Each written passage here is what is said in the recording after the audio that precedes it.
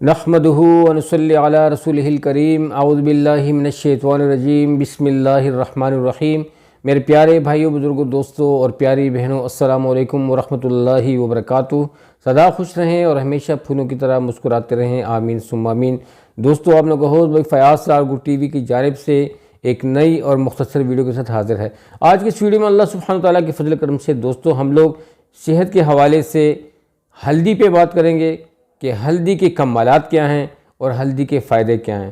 دوستو، یہ ایک ایسی چیز ہے کہ تقریباً ہر چھوٹے بڑے گھروں کی زینت ہے، ہر چھوٹے بڑے گھر کی کچن کی زینت ہوتی ہے اور ہر گھر میں یہ موجود ہوتی ہے۔ اور دوستو، اگر اس کا صحیح استعمال کیا جائے تو بہت بیسٹ ہے۔ اور دوستو، اور صحیح طریقہ استعمال، اگر کسی کے جسم میں ٹیومر ہیں، ٹیشوز ہیں اور ٹیشوز بن جاتے ہیں اور دوستو اس ٹیشوز کی وجہ سے پریشان رہتے ہیں، تو دوستو اس کو بھی ختم کرتے ہیں۔ جسم میں کہیں پہ بھی کوئی ایسی رطوبت ہے، وہ رطوبت کو بھی ختم ہو جاتی ہے اللہ سبحانہ وتعالیٰ کے فضل کرم سے۔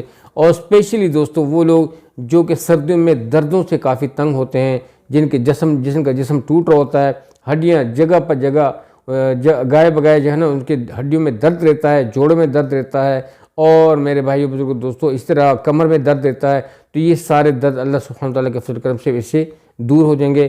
اور مزید یہ دوستو، اگر اس کو دودھ کے ہمراہ لیا جائے تو آپ کی چہرے کی رونق بھی بڑھتی ہے، اور میرے دوستو ہر قسم کے جو جھریاں ہیں وہ بھی اللہ سبحانہ وتعالیٰ کے فضل کرم سے دور ہو جاتی ہیں۔ تو بہت ہی مفید چیز ہے، لیکن میانہ روی کے ساتھ استعمال کیا جائے، زیادہ بھی نہ استعمال نہ کیا جائے۔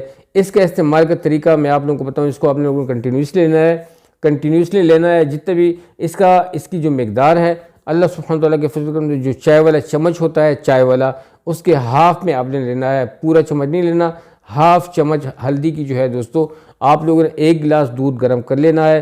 اور جب وہ دودھ کافی اچھے طریقے سے گرم ہو جاتا ہے، پھر اس دودھ کو آپ اللہ سبحانہ وتعالیٰ کے فضل کرم سے سرد کر لیں، اتنا سرد کر لیں کہ آپ آسانی سے اس کو نوش کر سکیں۔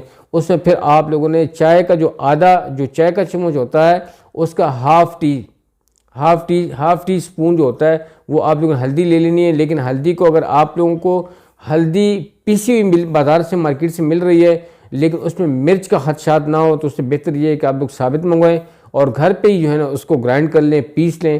تو اس کا جو ہے نا آدھا چمچ جو چائے والا ہے وہ لے کے اسی دودھ میں مکس کر لیں۔ اور دوستو، اگر آپ کے پاس گھر میں شہد موجود ہے تو شہد کا آدھا چمچ اس میں ایڈ کر لیں۔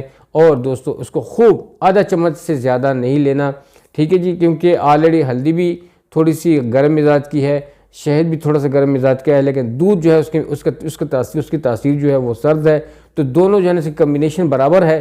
لیکن اگر آپ آدھا چمچ لیں شہد کو، بے شک یا ایک چمچ لے لیں، جتنا بھی آپ اس کو لائک کرتے ہیں، لیکن آپ اگر اس کو تھوڑا سا یعنی کہ زیادہ لے لیں گے تو تھوڑا سا زیادہ انرجیٹک ہو جائے گا۔ تو دوستو اس کو آپ اللہ سبحانہ وتعالیٰ کے فضل کرم سے، یعنی کہ آدھا چمچ ہلدی اور ایک چمچ شہد چائے والا، اس کو آپ لوگوں نے ایک گلاس دودھ میں اچھی طریقے سے مکس کر لینا ہے۔ اور سونے سے قبل، اللہ سبحانہ وتعالیٰ سونے سے کم از کم گھنٹہ قبل آپ لوگوں نے اس کو لینا ہے، گھنٹے بعد نہیں، بلکہ سونے سے ایک گھنٹہ قبل یا 45 منٹ قبل یا آدھا گھنٹہ قبل آپ اس کو لے سکتے ہیں، تاکہ اس کے بعد آپ لوگ جب لیں تو واک لازمی کر لیا کریں۔